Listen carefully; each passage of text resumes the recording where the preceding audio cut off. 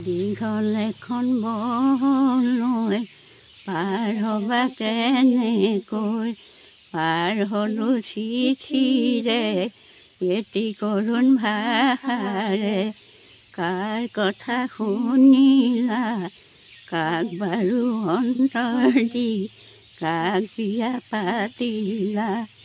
নাপালা ঠগিব, জীৱন ধ্বংস কৰিব। সেইকাৰণে জুই উমি উমি জ্বলিব। ৰাতি দুপৰ নিশাতে অতীতে কন্দুৱাব, অতীতে কন্দুৱালে চকু পানী ওলাব। তাৰ জানো হ'বহে কিবা দাদা থাকিব।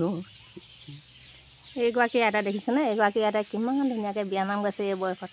আপোনালোকে বা বিয়ানাম শুনি কোনে কোনে ভাল পায়?